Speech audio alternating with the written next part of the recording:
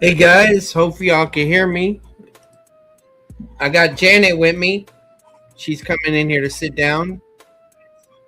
All right, everything's going good. Sound's going good. All right. So, Janet, you want to say hi to the audience?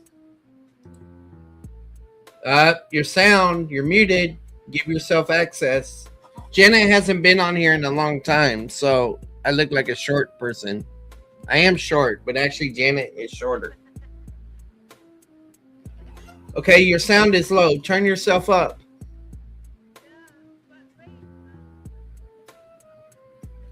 All right, let's get Janet situated here. Edit mic settings. I'll turn her up. Okay, talk now, Sawako. No, you're not good. Speaker, so I'm going to take that out. I Bluetooth. yeah. Okay.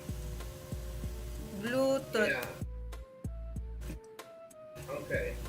I'm going to take out that Bluetooth to disconnect the Bluetooth. All right. Can you hear me good? All right. Yeah. But I Are cannot you hear good? you good. Are you good? You can't hear me? I cannot hear you You good. can't hear me? I can hear you but very low because you are in I hearing you from my computer, not on the loudspeaker. Okay. So Because you don't I'm want me to hearing the use this echo. because You can't do that, Janet, because I'm hearing my voice. I didn't do anything. You want me You're to use not doing this? that. Yes, I want you You to want? use your headphones. Let's see if it's working. Okay. If not, we need to buy you some new ones. How about now? It didn't switch yet. Let me I'm. go to my. I think you have a tab open because I'm still hearing my voice. What should I do? Make sure your sound is muted. Not now, not that sound, your other sound. Do you have a phone open? Do you have a tab open? Anything like that? Nothing. Nothing. Close everything. Only this one. Okay, we're getting a lot of background noise from you. But I let me do noise canceling, echo, and reduce mic. All right, now try now. Talk. talk, talk, Okay, you talk. sound a lot better now, Okay, good. and I don't hear my voice. See, you are the operator, and then you can adjust that on your own.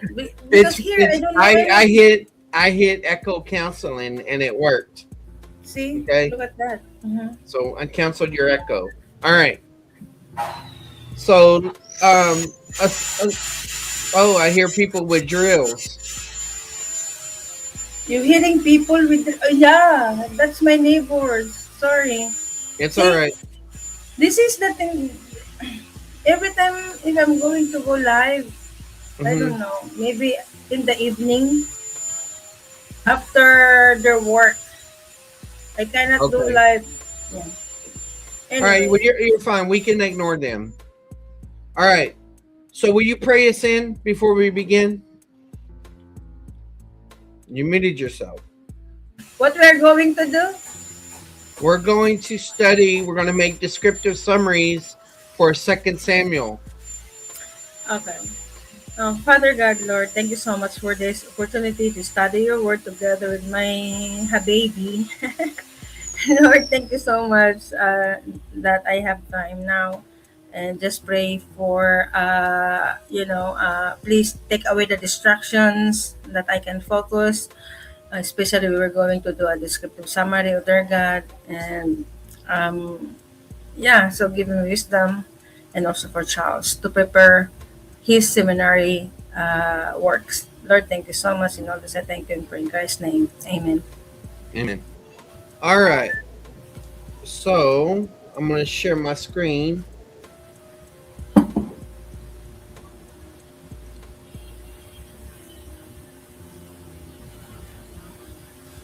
All right. Do you see this document right here? Yes, sir. Okay. So I'm going to make it a little bit bigger. All right. So the first English paragraph that we have is from 1 all the way to 10. Okay.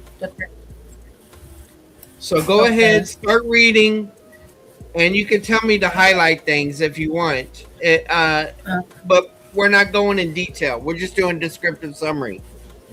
okay, guys. I don't know. I forgot the book of Samuel. Okay, so let's see if I Good. can remember. That's good. You forgot it because you will be reading it fresh.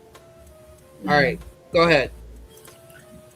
Okay, verse 1. Now it came about after the death of Saul, when David had returned from the slaughter of the Amalekites, that David remained 2 days in Ziklag. On the third day, behold, a man came out of the camp from Saul, with his clothes torn and dust on his head.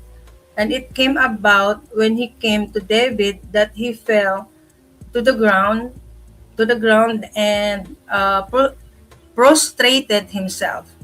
Then David said to him, "From where do you come?" And he said to him, "I have escaped from the camp of Israel." David said to him, "How did things go? Please tell me." And he said, "The people have fled from the battle, and also many of the people have fallen and are dead. And Saul and Jonathan, his son, are dead also." So David said to the young man who told him, "How do you know that Saul and his son Jonathan are dead?"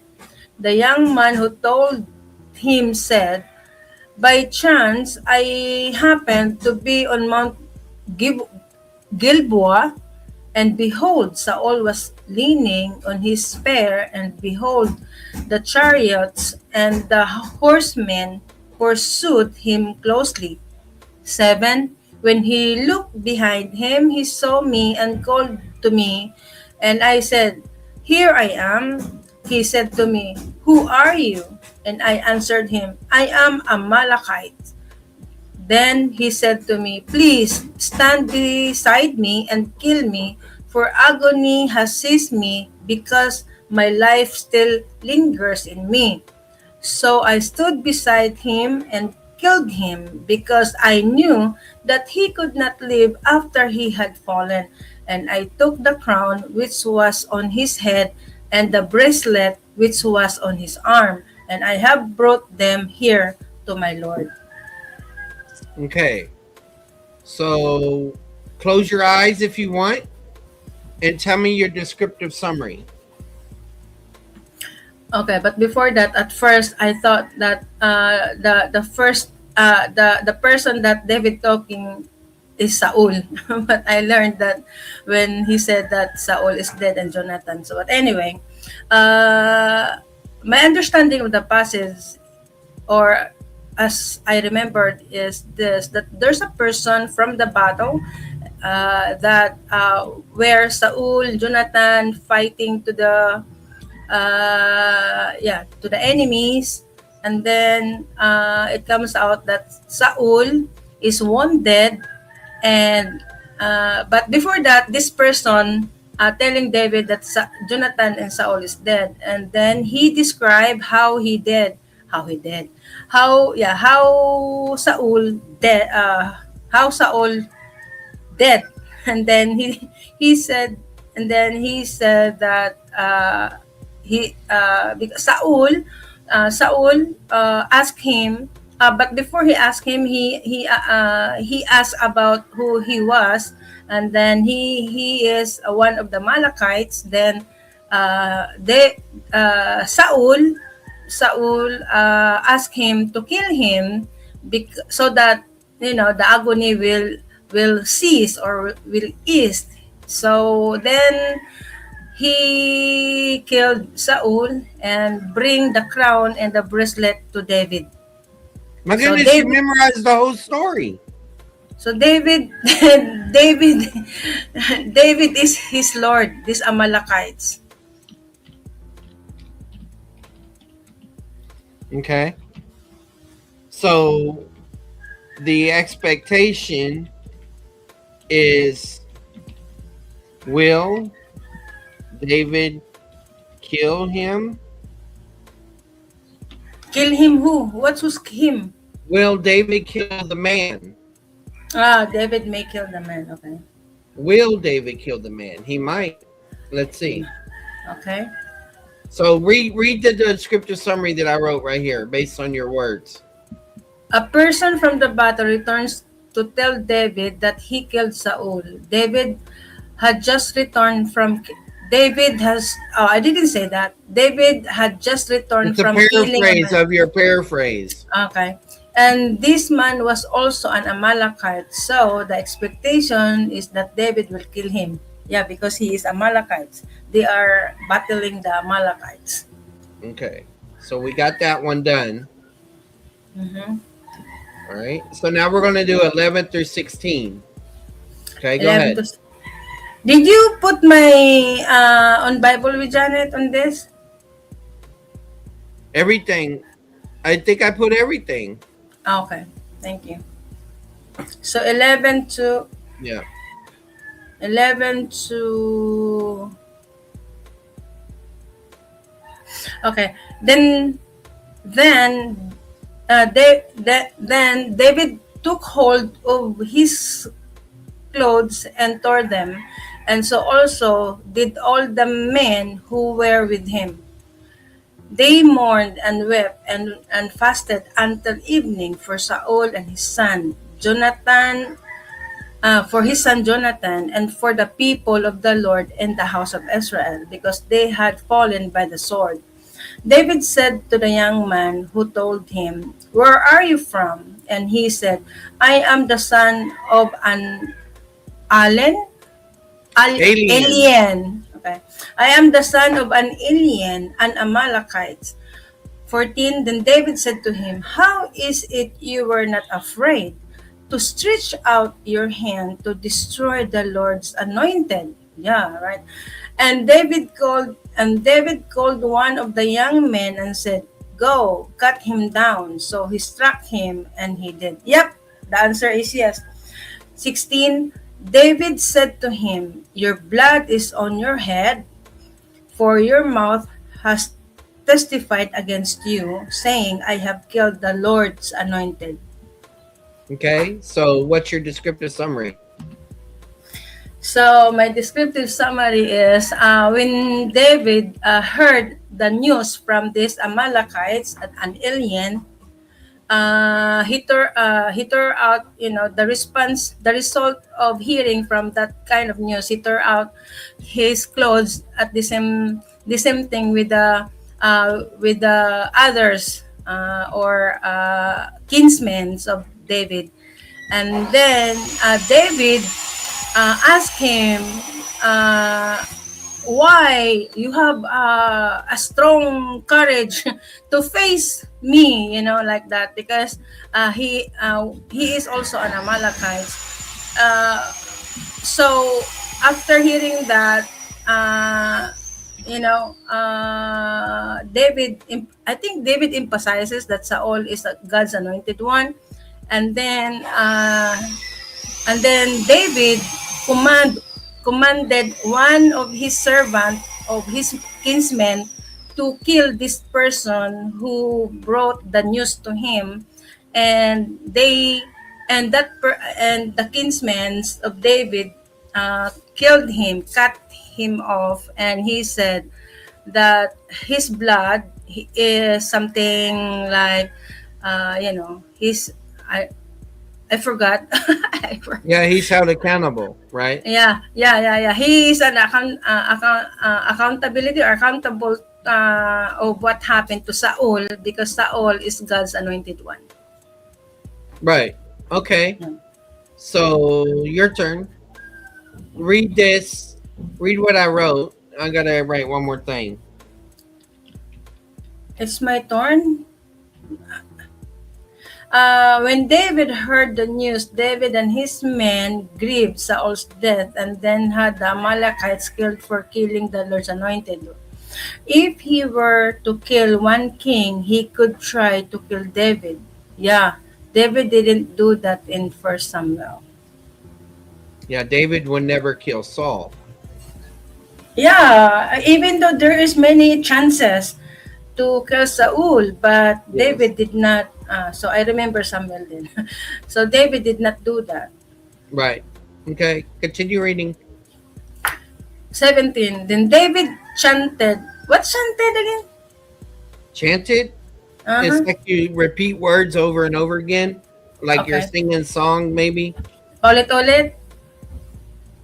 Then Maybe. David, then David chanted with this lament over Saul.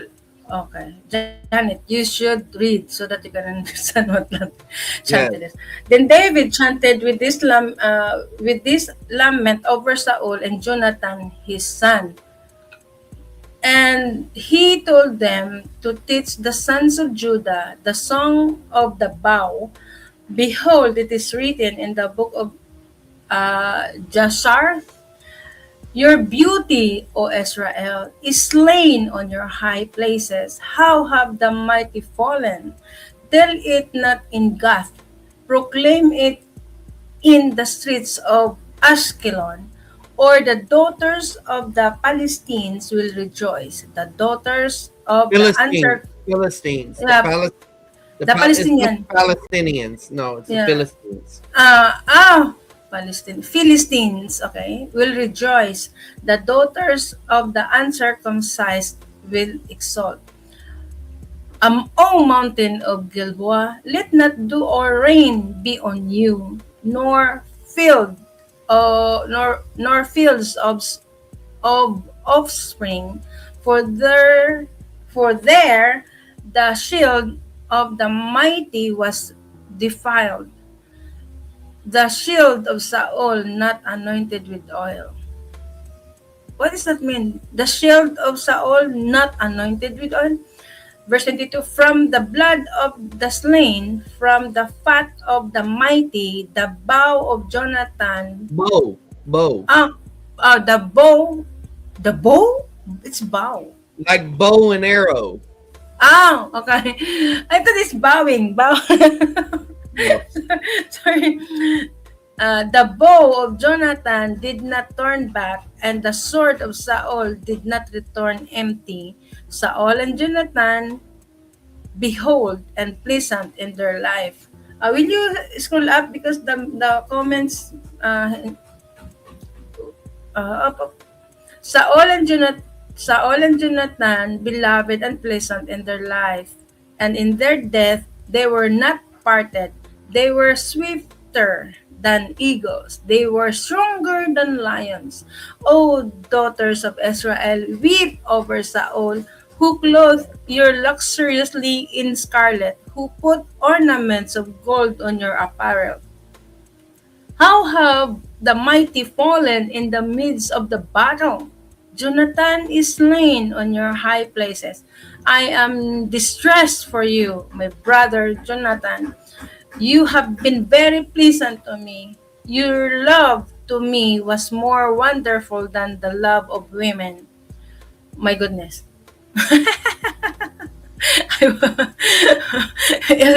LGBTQ. Never mind. They're quoting.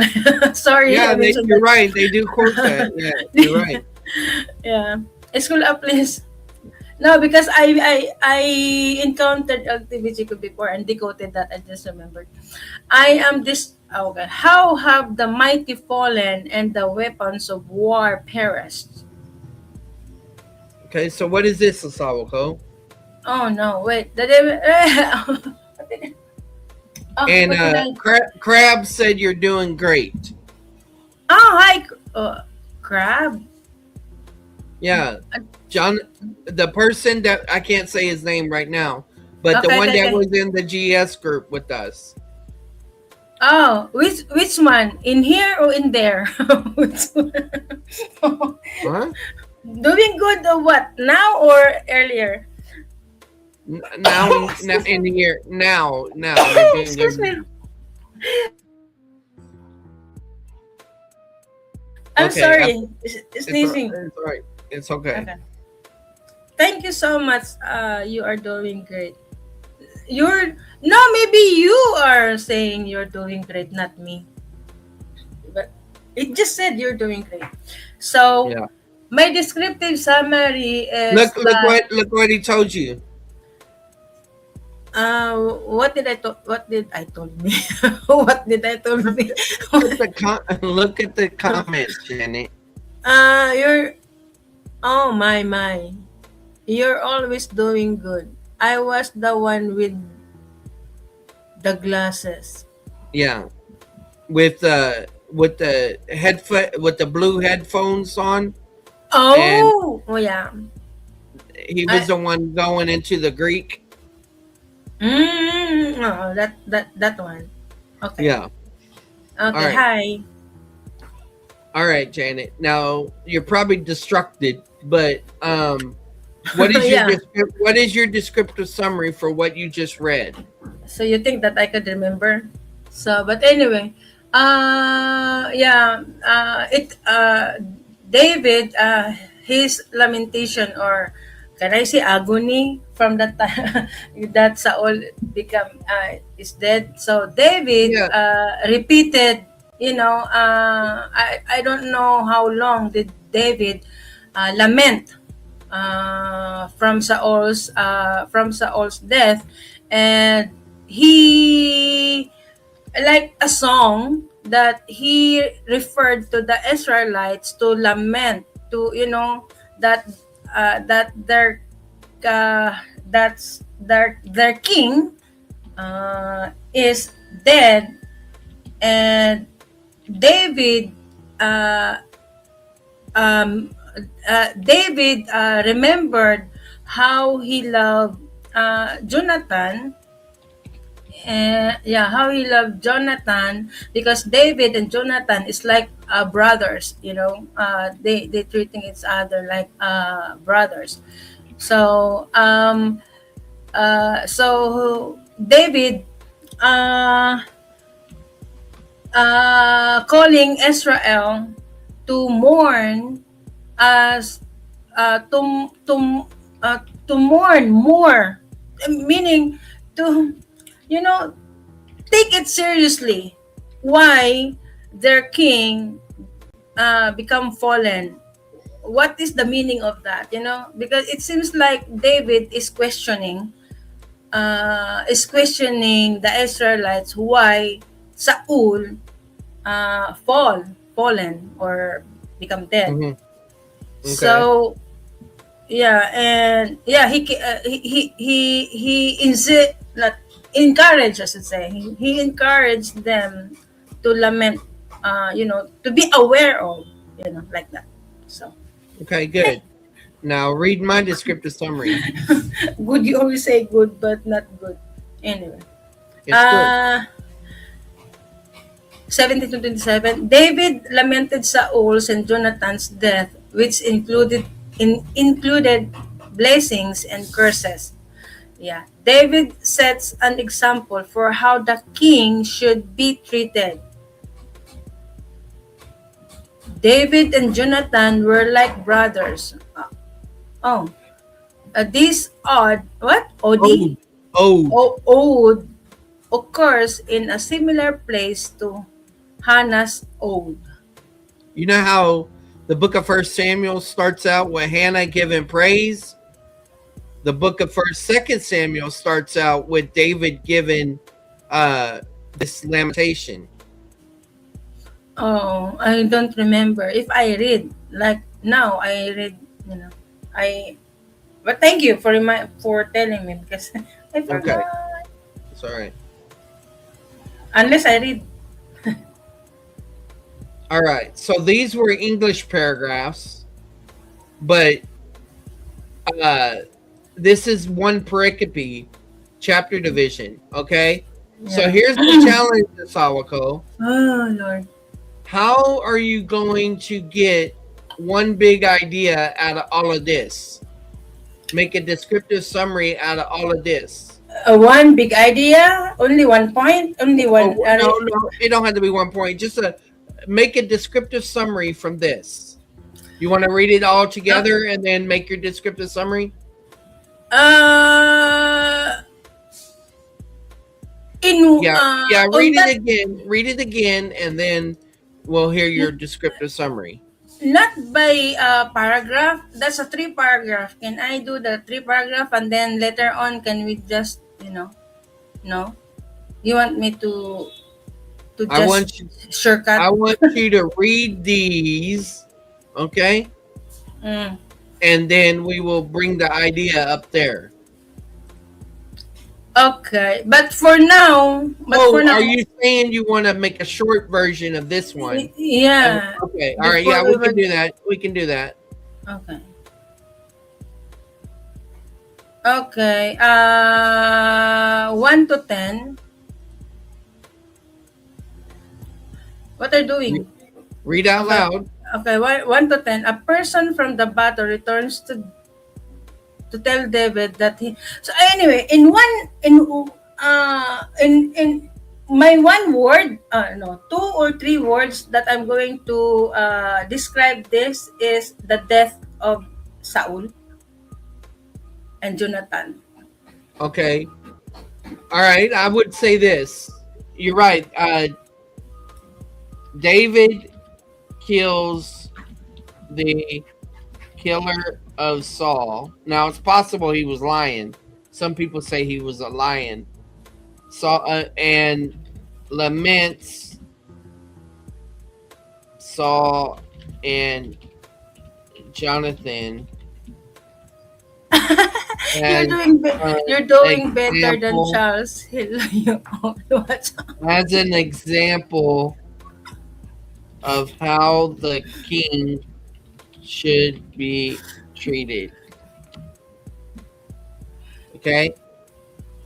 Francis So let's see. All right. Franco. Thank We you. we get the so here's the report. Okay. Okay, report. This is the killing and this is the lamentation. So you agree that whole thing right there sums that up, right? Yeah. Wow, you made that so easy. All right. Going on. Going on Because to I agree. And all that's right. the whole thing. Yeah, but it's very hard for wife to agree. Oh, that's what you mean. Okay. Yeah. 2, 1 through 7. Okay. Mm-hmm. All right. Yes, sir. Go ahead. Read. 2 Samuel 2:17. Then it came about afterwards that David inquired of the Lord, saying, Shall I go up to one of the cities of Judah? And the Lord said to him, Go up. So David said, Where shall I go up? Why David?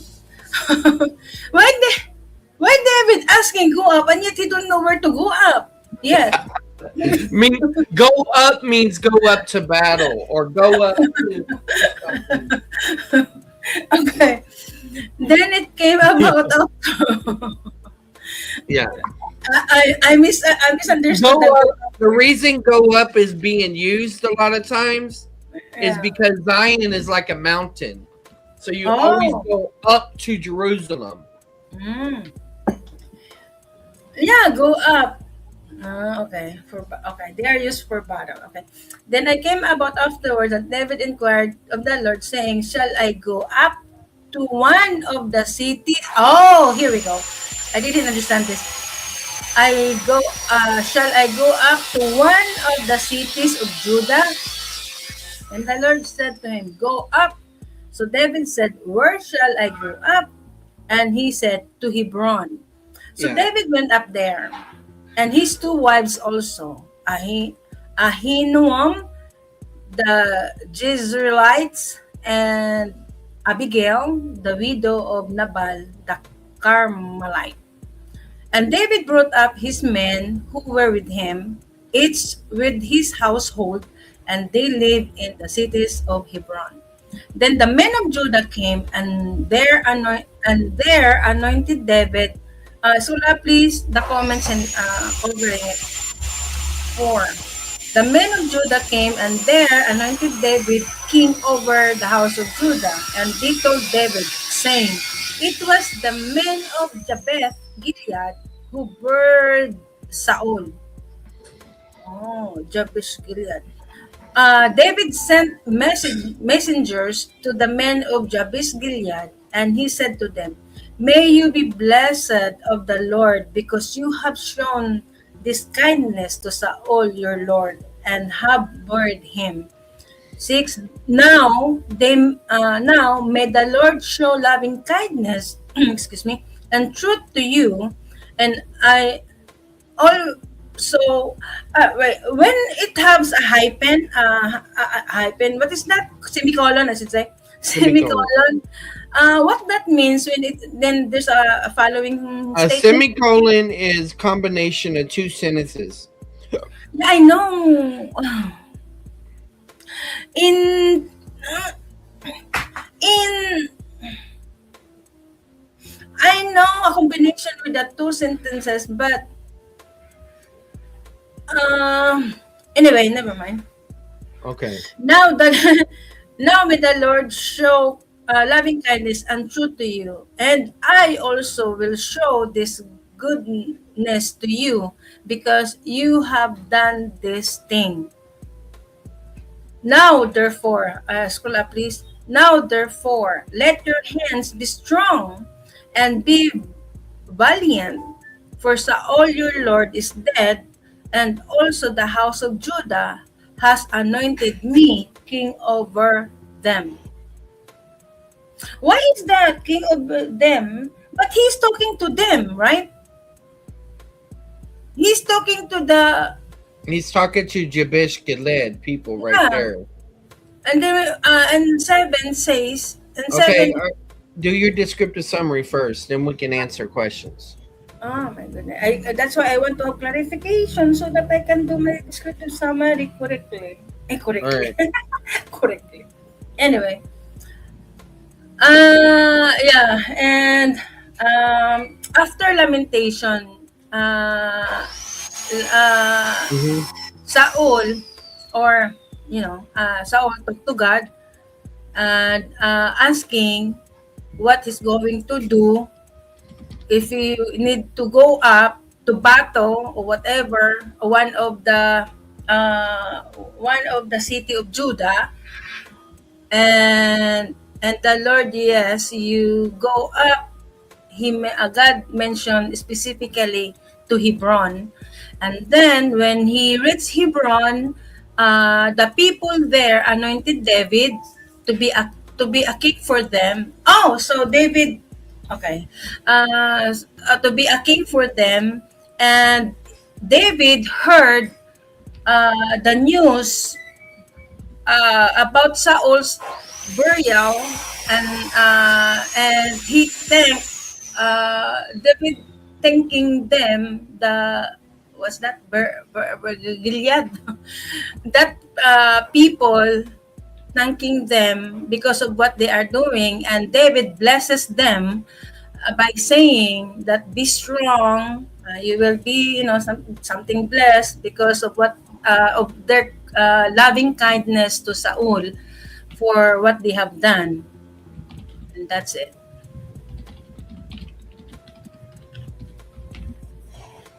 Okay.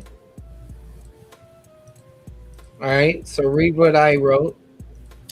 After the lamentation, David asked God for permission to ascend.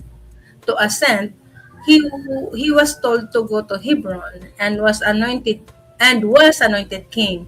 He commanded the people who heard Saul and blessed them. He is now king over Judah. Okay.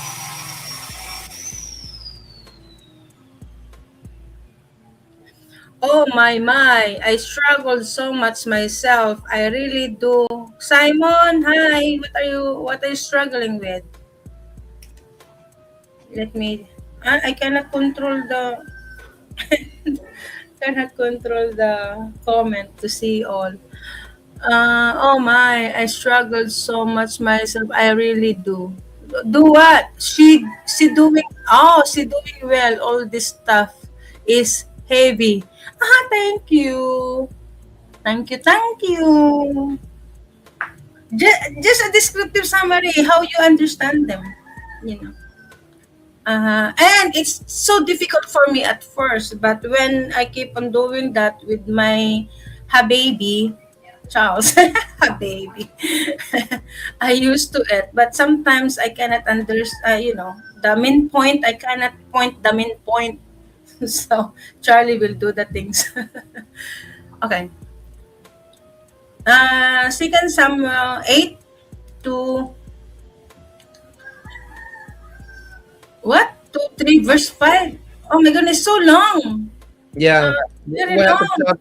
We'll have to chop it. All right, go ahead. Chop it. Okay, verse 8. But Abner, but Abner, the son of Ner, Abner, the son of Ner, commanded of Saul's army, had taken each Bushetin, the son of Saul, and brought him over to Mahanaim.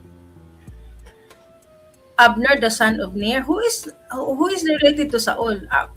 Commanders of Saul's army. Okay. He made him king over Gilead. Who made the king of, wait, but Abner, the son of Ner, who is Abner? Commander of Saul's army, had taken Ishbosheth, the son of Saul, okay, the son of Saul, and brought him over to Mahanaim. So Abner brought. The way you said that, it sounded like you were saying bull something. Hey, he made him king over Gilead. So that's Abner, right? Yes, Abner's the commander, The and commander of Saul's army. he Yeah. made Ishbosheth the son of Saul and brought him to Manaheim.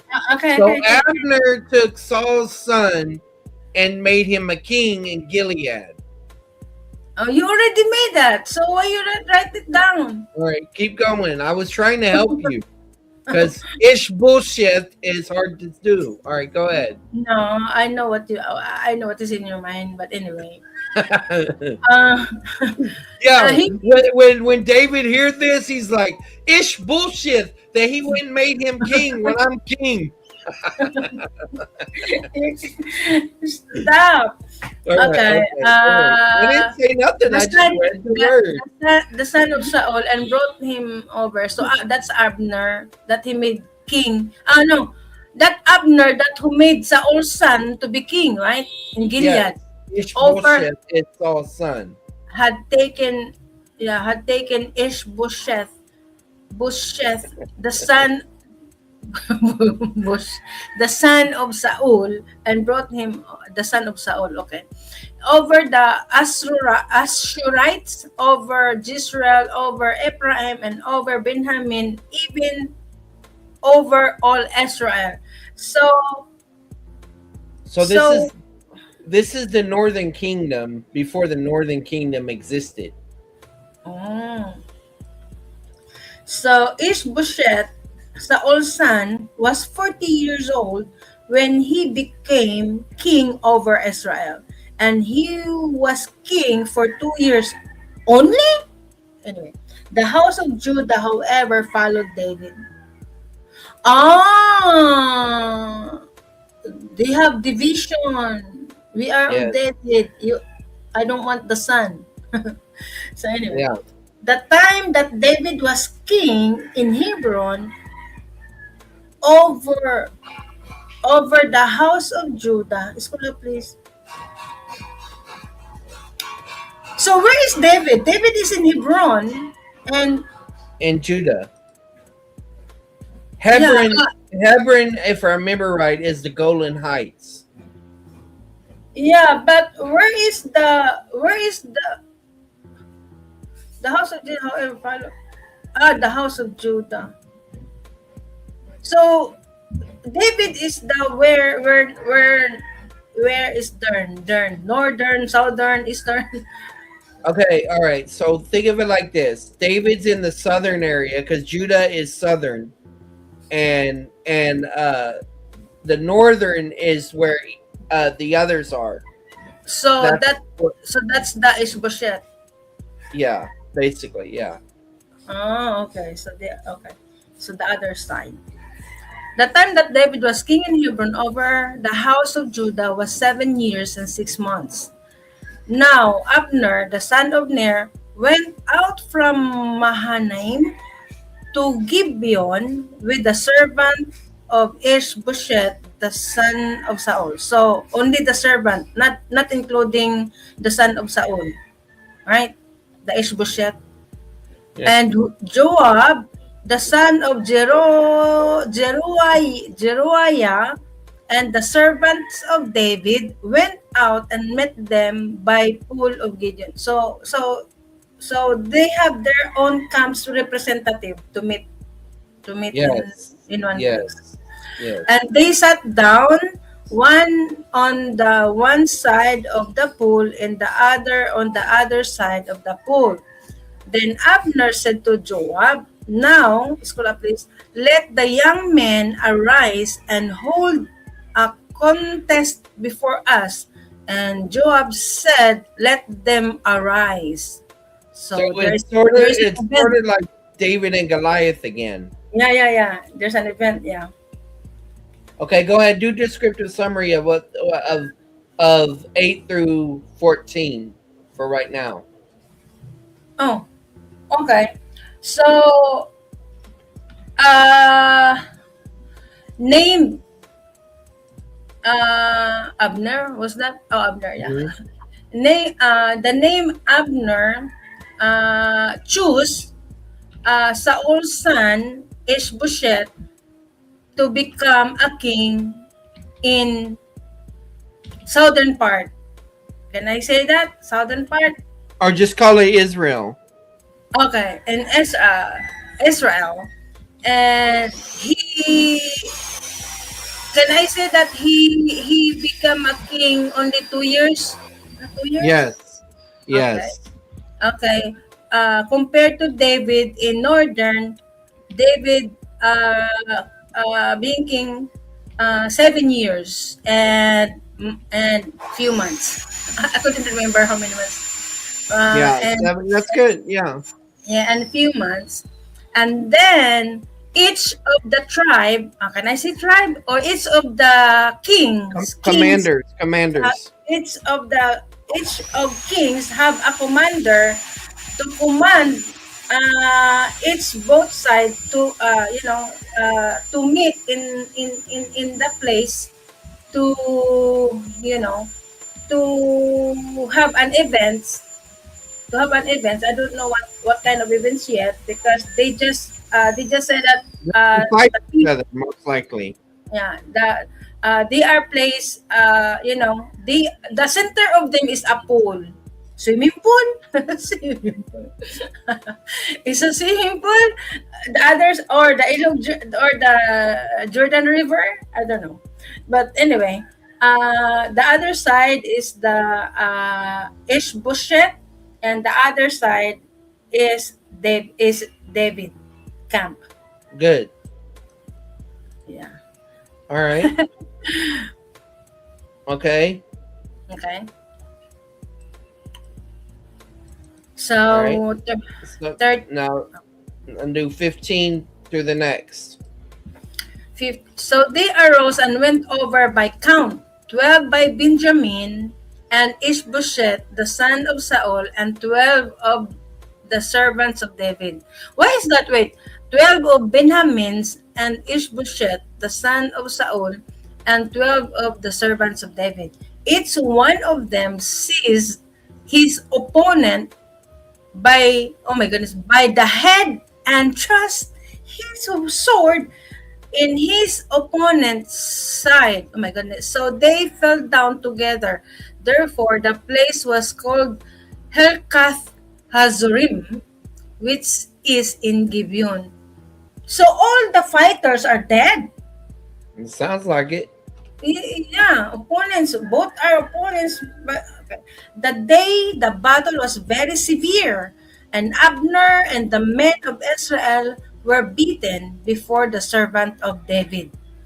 Now, the three sons of Zeruiah were there: Joab, and Abishai and Asahel. School up, please. And Asahel was as swift-footed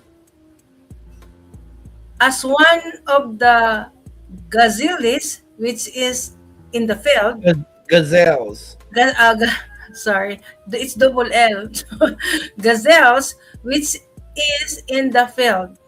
Asahel pursued Abner and did not turn to the right or to the left from following Abner.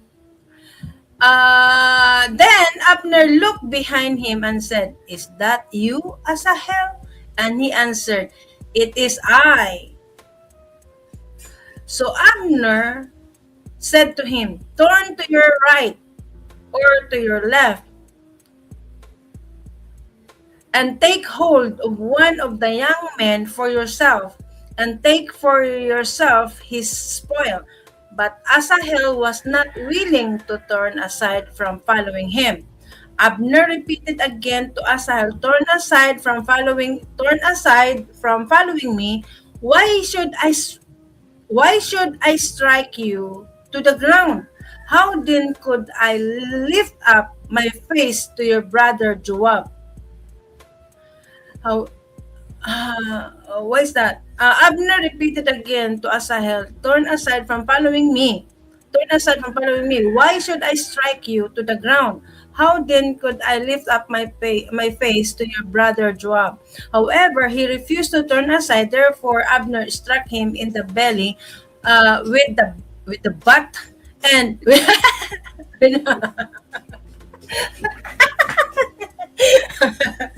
oh my goodness, he struck the butt into the spear. Okay.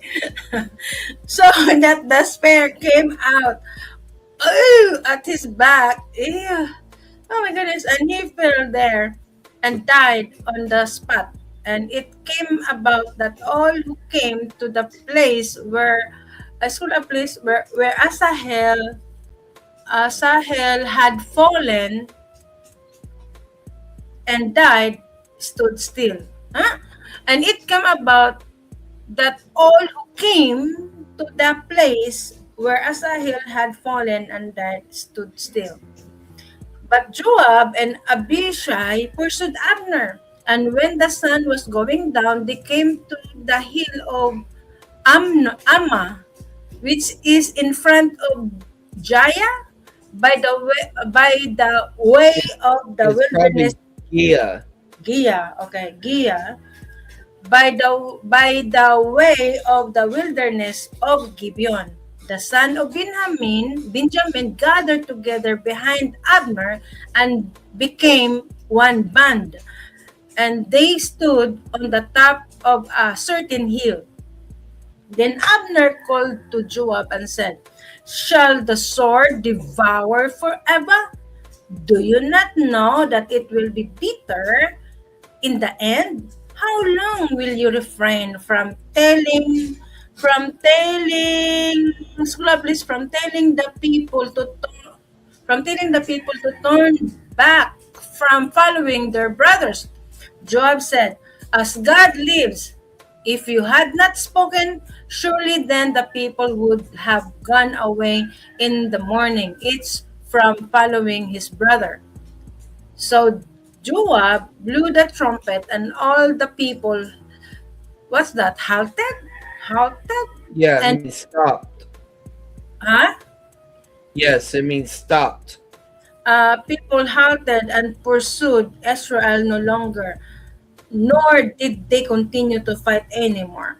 Abner and his men then went through the Arabah all the night, so they crossed the Jordan, walked all morning, and came to Mahanaim. Okay, all During, right. Pause. We got a lot to summarize here. yeah. Okay. All right. So So, let's do 15 through 20. Summarize. All right. What do you remember? huh? Up to 20. Why you keep me reading this? If you just want me to summarize the 120, my goodness, can I just, a little bit reading just very fast. So Yes. is that okay? So they arose and went over 12. Okay. It's his opponent. Okay. And that. Okay. And now the three sons of Judah were there, Joab and Abishai and Asahel. And Asahel was a swift-footed. What swift-footed? As one of, Fast. huh? Fast. Fast. Okay, swift-footed. He kept Uh, chasing Abner. as one of the gazelles, which is in the field. Uh, Asahel pursued Abner. Okay.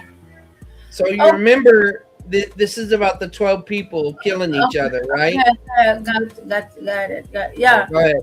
So they are on the both side of the poles, right? And the speaker said that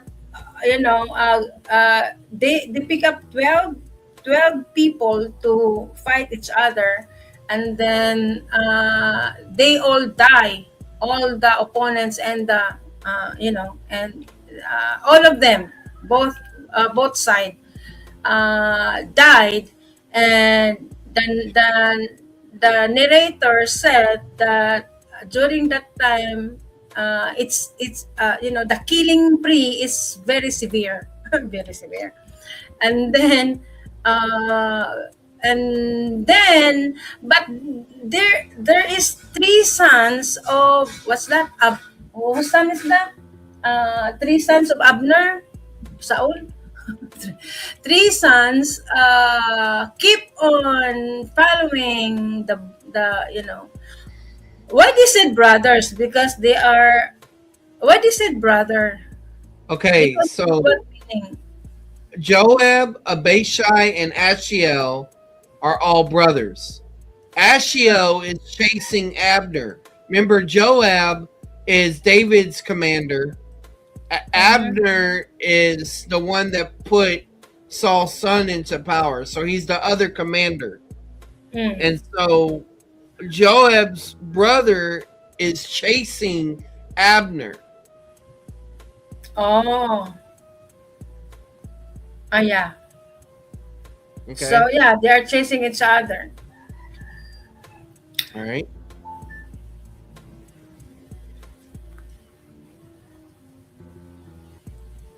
All right. Uh, so, all right. So Abner killed him. Killed him who? He killed Asahel. Why And not then just and then kill? watch what happened next.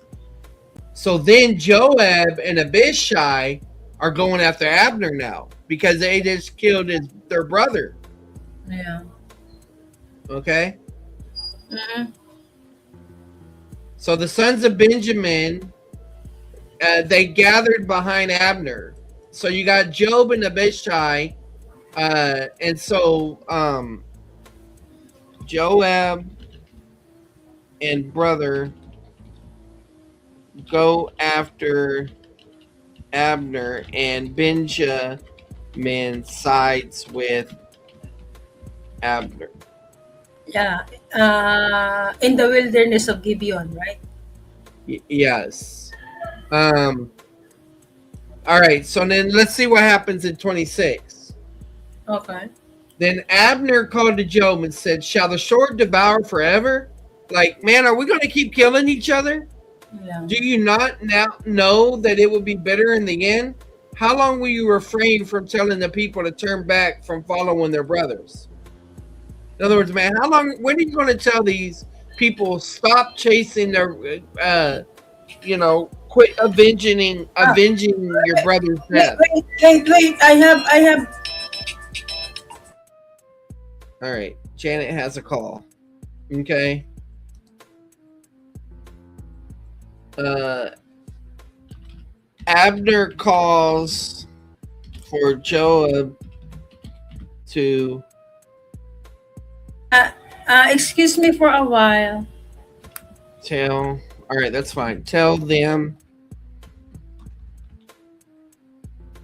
I'm gonna say tell his crew to stop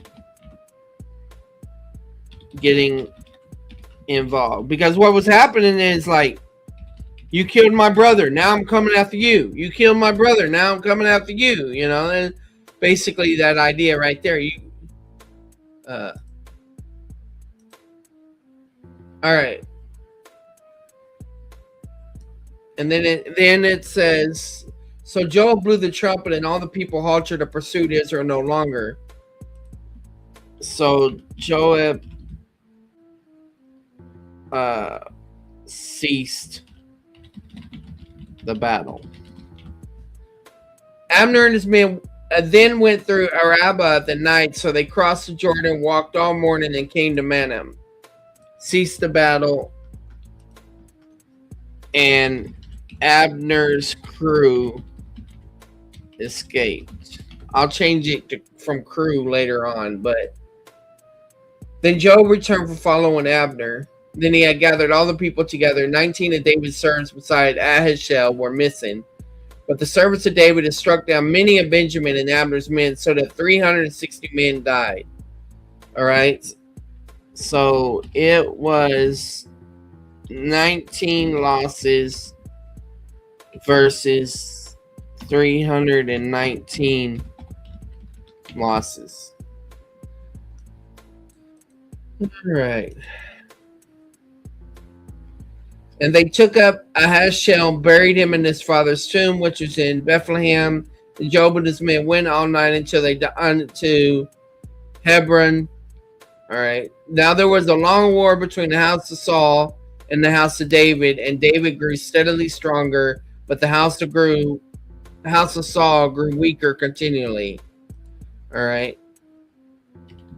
The battles continue, but David grows stronger as Saul's house grows weaker. I saw that motif in 1 Samuel. But that's a good textual support for that idea. All right. Okay.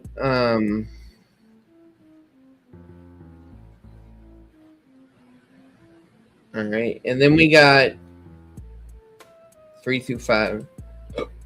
Sons were born to David at Hebron. His firstborn was Abnon by Nahum the Jezreelite, and his second, Kileab, by Abigail, the widow of Nabal, the Carmelite, and the third, Absalom, the son of Maacah, the daughter of Talmai, king of Geshur. Okay, so David had many sons with multiple women. I'll do that later. All right. Not as many as Solomon, but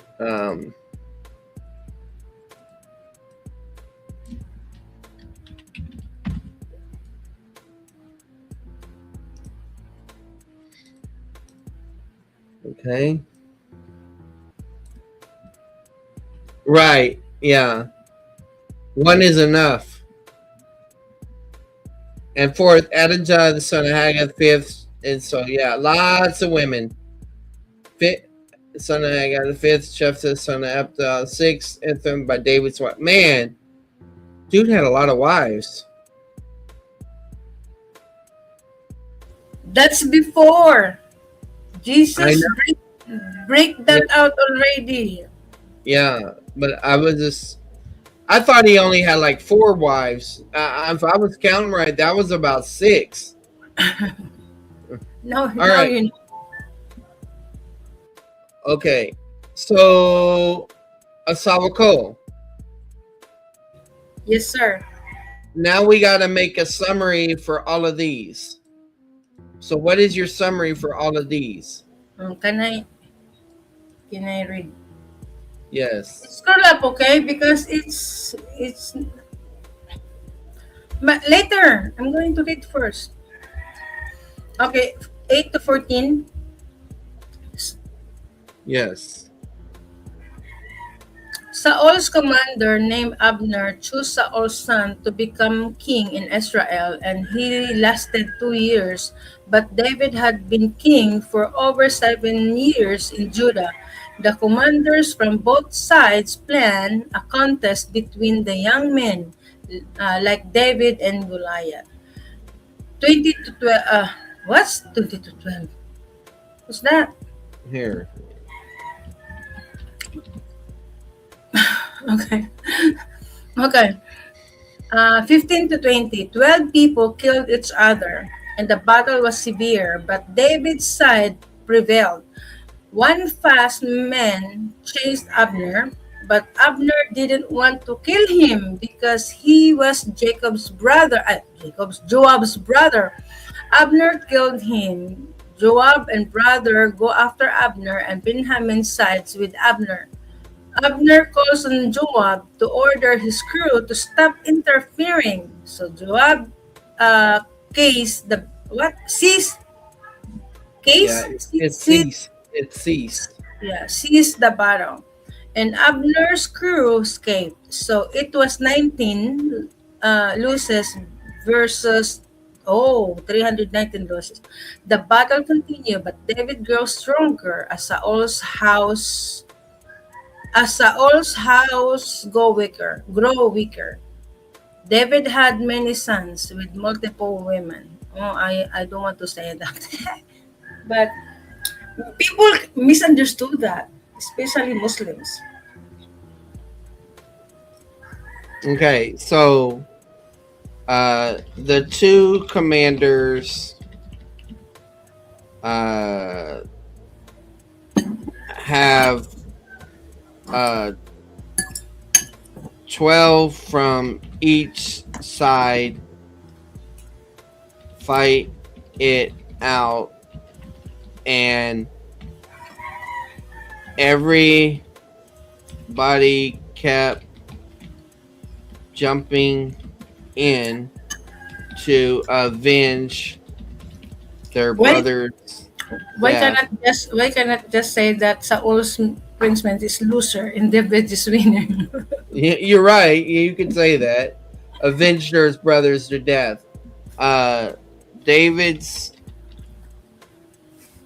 crew came out on top, and Saul's house grows weaker. Now I'll fix that language later on, but for right now it's okay. All right. Now 6 through 21. Are you watching your clock, Asawako? Because I don't want you to say, "Hey, you didn't mind the time." Yeah, it's 12. I still have 15 minutes. All Uh, right. yeah, Okay. I need to feed the cats and I need to pay the bills. All right. Go Okay, ahead. it came about while there was war between the house of Saul and the house of David, that Abner was making himself strong in the house of Saul. Abner was making himself strong in the house of Saul. Now, Saul had a concubine whose name was Rizpah, the daughter of Aiah, and Ishbosheth said to Abner, "Why have you gone? Why have you gone into my father's concubine?" My goodness, who's this? Who's this? Abner! Then Abner was very angry over the word of Ishbosheth and said, "Am I a dog's head that belongs to Judah? Today I show kindness to the house of Saul your father, to his brothers and to his friends, and have not delivered you into the hands of David. And yet today you charge me with a guilt concerning women? May God do so to Abner, and more also, if as the Lord, Iskola please, has what? has sworn to David, may God do so to Abner, and more also, if as the Lord has sworn to David, I did not accomplish this for him. To transfer the kingdom from the house of Saul and the and to establish the throne of David over Israel and over Judah from Dan even to Beersheba. So it's David now.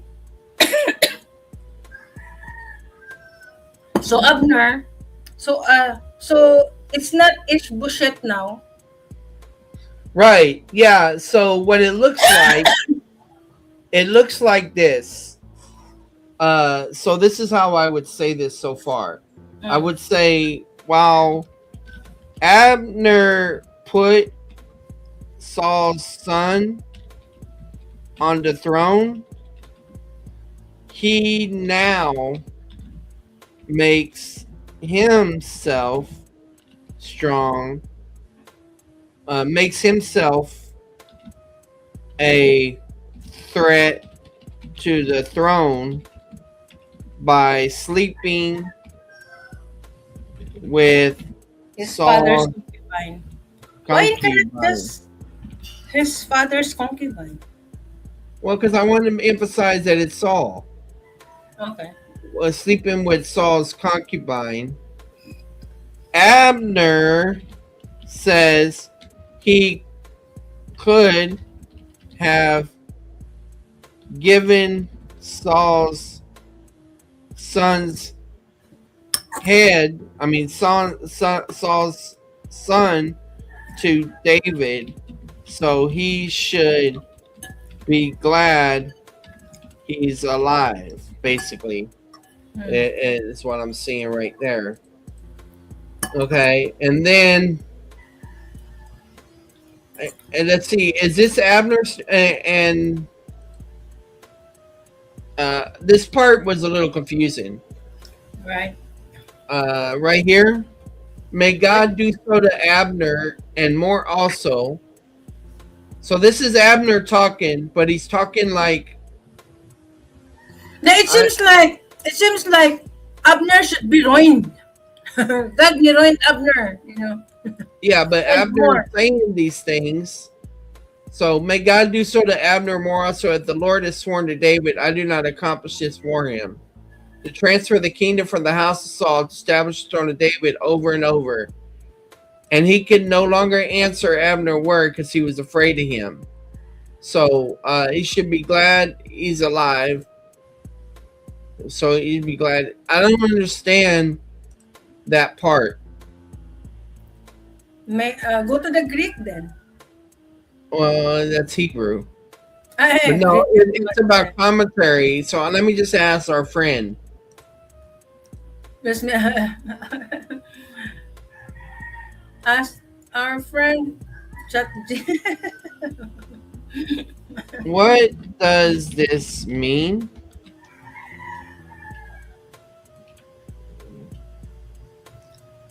Hey, Why you amazing that?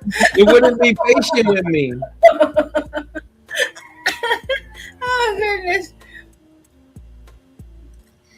All right. All right.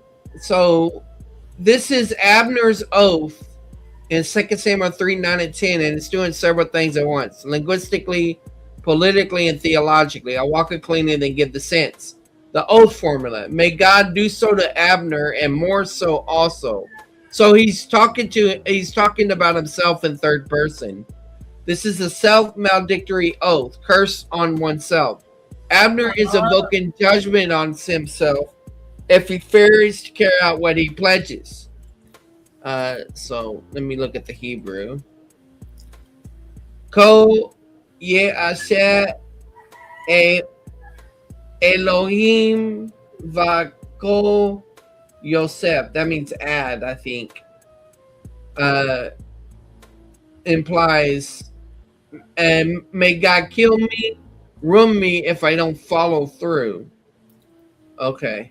mm, This signals maximum seriousness. okay. All right. Appeal to Yahweh prior oath, as the Lord has sworn to David. Abner's not claiming new revelation. He's acknowledged an already known divine commitment. I don't need it that big. Yahweh has sworn kingship to David. This is grounded in 1 Samuel 16, anointed. David's repeated preservation by Yahweh. Saul's own recognition, 1 Samuel 24:20. Abner is conceding that history is moving in Yahweh's direction, not Saul's. The political act described to transfer the kingdom from the house of Saul. Key idea, administrative transfer, not theological creation.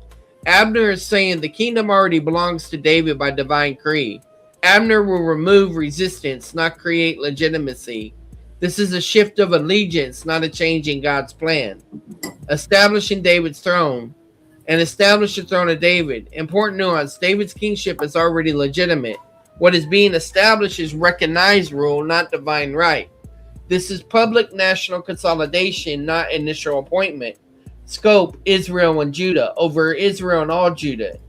This explicitly recognizes existing division, Israel north, Saul's base, Judah south, David's base. Abner is pledging national reunification. This is political confession that is split and temporary and unsustainable. Maryism, from Dan to Beersheba.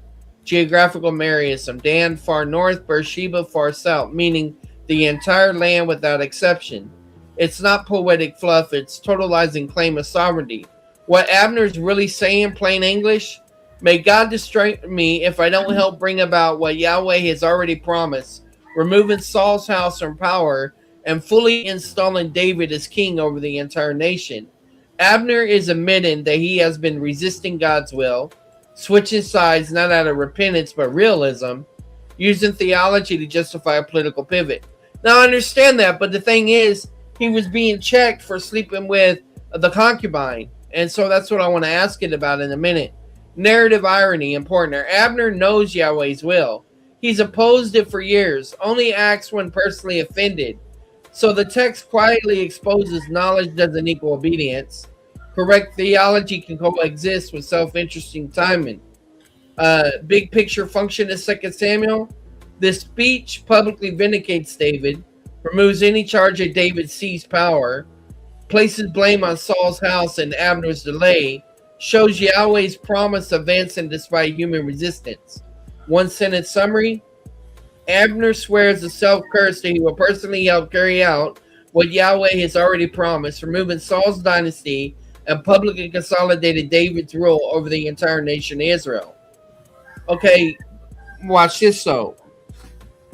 Why does he say this after being checked for sleeping with Saul's concubine? Great question, because the detail is not incidental at all. Abner says this because he was accused of sleeping with Saul's concubine, and in the ancient world, the accusation was a direct claim about kingship, not merely sexual misconduct. Let's walk carefully. Sleeping with the king's concubine equaled a royal claim. In the ancient Near East, the Israelite political world, taking the former king's concubine was a public assertion of royal authority. Yeah, that's what Tupac said about Notorious Big. Anyway, that's not speculative. It's a known symbolic act. Biblical parallels. Absalom sleeps with David's concubines. Public claim to the throne. Adonijah asks for Abishag. Solomon treats it as a treasonous claim. So when Ishbosheth says, "Why have you gone in my father's concubine?" he's effectively saying you're acting like the king. Why this enrages Abner? Abner's anger is not about morality, it's about status and authority. Yeah, because it said he's making himself strong. From Abner's perspective, he's the real power behind Ishbosheth. He's installed him as king. He keeps Saul's house alive politically. So Ishbosheth accusation implies Abner is overstepping, Abner's disloyal, Abner seeking kinship for himself. This is the direct challenge to dominance. Abner's response reveals his true posture. Abner replies, "Am I dog's head of Judah? I've shown loyalty to Saul's house, and this is how you treat me?" Key observation: Abner does not deny the charge. He denies the right of Ishbosheth to control him. This is about who has authority, not whether the act occurred. Janet, say this word fast 7 times. Ishbosheth, Ishbosheth, Bosheth. Yeah. 4. When Abner suddenly invokes Yahweh's promise to David, this is the pivot. Once Ishbosheth asserts another authority over him, Abner replies he holds power but not legitimacy. Ishbosheth is weak and expendable. David was divine legitimacy and growing momentum. So Abner does something strategic. He refrains his betrayal with obedience to Yahweh. That's why he says, "As the Lord has sworn to David." This is not conviction; it's new leverage. The logic chain. Here's the exact reason and flow. Accusation: you're acting like the king. The accusation undermines Abner's dominance. Abner refuses subordination. Abner realizes Saul's house can no longer protect his status. Abner switches allegiance to David. He cloaks the switch in Yahweh's prior oath. So the concubine accusation is the trigger, not the reason. Narrative irony again. Abner knows Yahweh's will, has opposed it for years, only acts when his honor is threatened. The text exposes a pattern. People often submit to God's will only when resistance becomes personally costly. 7. Why the author includes this detail. The narrator is doing 3 things: explaining Abner's defection, vindicating David, he didn't steal the throne, and demonstrating Yahweh's sovereignty over human ambition. Even scandal and insult become instruments of God's plan. Plain English summary: Abner invokes God's promise to David because the concubine accusation was effectively a challenge to his authority.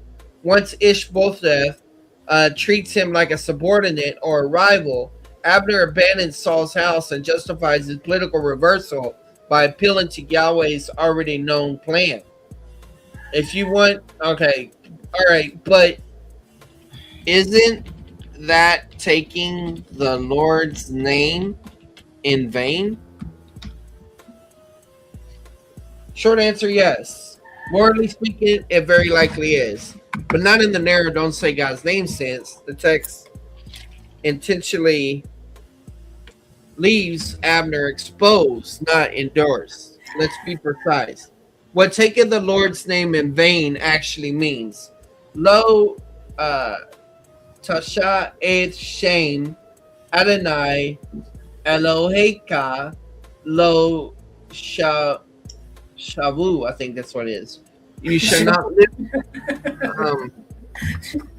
You shall not lift up.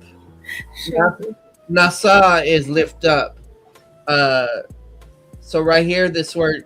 So I guess the end turned to that. You shall not. Yeah, this is the imperfect. I'm sorry, it may be imperative. But it's a niffle. I can tell from there. It looks like. All right. You shall not lift up or carry the name of Yahweh. There's name, shame. Okay. Where's the word for emptiness at? Falsehood or misuse? I don't know. I have to look in that later on. Carry the name represents evoke, swear in vain. Let's show. Okay, lash sha the. I don't know what to do here. Let me think here. This one is short, so this one is long. So this is open, I think. Le shaivu. I don't know. In vain. I'd have to look at that later on. But anyway, empty, falsely manipulated. This commandment is fundamentally about misusing God's authority. Abner is doing exactly that. Abner knows Yahweh's promise to David, resisted it for years, invokes it only when politically convenient, uses it to justify a self-interesting power shift. This is the textbook definition of bearing God's name to legitimize one's own agenda. Even though the statement itself is factually true, the intent is corrupt. Truthful content doesn't equal faithful use. 3. While the narrator does not condemn Abner explicitly, this is crucial. Biblical narrative often shows without preaching. Notice, no divine commendation, no prophetic affirmation, no covenantal blessing attached to Abner's oath. Abner dies shortly after. The text lets outcome function as evaluation. 4. Comparison case, same pattern. Saul, 1 Corinthians 15, uses Yahweh language to justify disobedience, rejected. Jezebel, 1 Kings 21, invokes fasting and God talk to murder Naboth, judged. Jesus' warning in Matthew 7:21, Lord, Lord, without obedience, rejection, appeal. Pattern, invoking God's name to cloak self-will invites judgment, not approval. 5. Important distinction, narrative function versus moral endorsement. God uses Abner's action to advance David's throne. God approves Abner's heart or method. Divine sovereignty does not equal moral validation. This is reoccurring biblical theme. 6. So why doesn't God strike him immediately? Because God's patience is not approval. Judgment is often delayed, not absent. Abner's death came through human agency, not lightning. The narrative preserves human responsibility, divine sovereignty, moral ambiguity. One sentence answer, yes, Abner's misusing Yahweh's name by invoking divine promise as a political tool, and the narrative quietly condemns him by denying him blessing and allowing his ambition to end in death. The theological takeaway, this passage warns against correct theology used incorrectly. True statements spoken from false motives. Carrying God's name as a weapon instead of a witness. Or simply, God's name is not a power-up. Alright. That's good. Okay, Asabako, I think I'm cooked. Yeah, me too. Alright, so any thoughts you want to share with the audience before we land the plane? Oh no. Any thoughts? I'm just thank you for the, for the opportunity. You know. And I'm going to have live maybe later at my evening because I have noisy background this time. So Look what Crab said. GES rocks. What rocks? What It that means mean? they're cool, like rock and roll, you know? Oh, rock and roll. Okay. Yeah. All right. Well, go ahead, land the plane for us. Oh, me? Okay. Thank you so much for being with us, guys. And I hope to see you again when the Lehman Seminary going live streaming. And in that, we acknowledge your support and we thank you for that. We appreciate. And let's here to study God's word and learn from each other. So thank you so much. And the Layman Seminary plane will almost land. So the ground is already cleared. So guys, thank you so much. And the plane is on the ground. God bless, guys. Even though the plane is on the ground, you should check out more content, old stuff, new stuff. It's all good. God bless.